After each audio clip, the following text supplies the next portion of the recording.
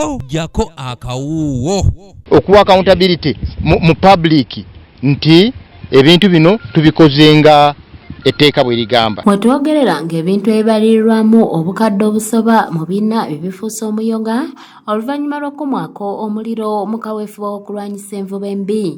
Naye nga ng'oteekwa akatandikira obwentebe nawo tulaba butandise okukwata. Ab'ekitongole ki Fisheries Protection Unity nga kino kikulembeddwamu Kano Dick Kaija nga bali wamu n'omulamuzi w'eddaala erisooka ow'Entebbe Naume Square be bateekedde ebintu bino omuliro ku mwalo ebugonga Entebbe.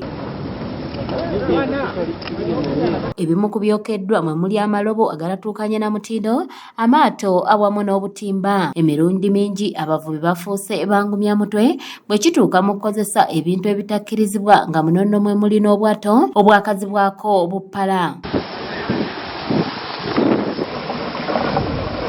Omulamuzi Naume ategeeza nti waliwo abamu ku bavubi abakwatibwa ne batwalibwa mu kkooti era ne basalirwa emisango newankubadde nga waliwo n'abo abaamalamu omusubi.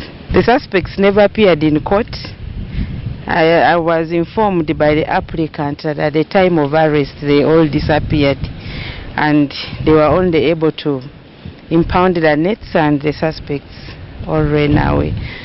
So it is the right process that when they come before court, we grant them the powers or the orders. Naume akakasizza nga bwe yawa olukusa ekitongole ki Fisheries Protection Unity FPU okwokya ebikozesebwa bino nga nabwe kityo abadde azze okubeerawo ng'omulimu guno gukolebwa. But in this situation, the fishermen were arrested with the nets that were not authorized to be used to do the fishing on the lake.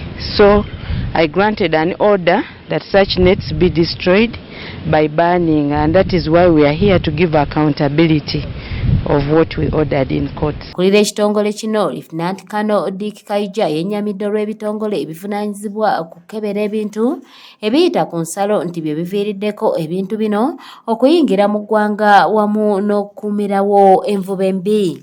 So waliwo ekitongole ekiweebwa mandate okumonitaringa ebintu ebiyingira oba ebicrossinga mu ggwanga ku nsalosalo.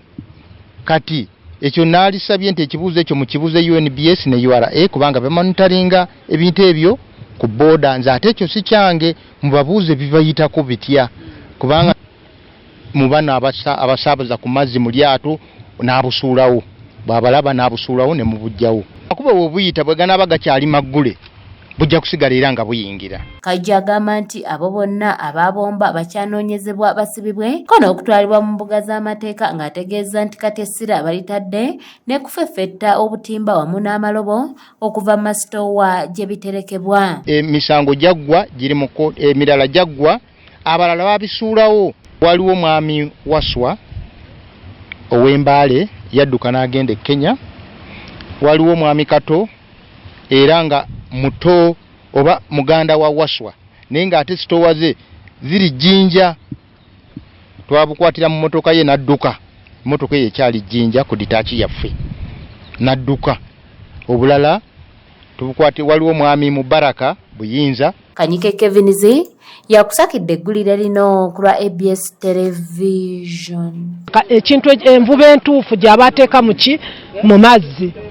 Era tusaba bayongere okukwata ku borders we buyita oba mu maduuka gye buli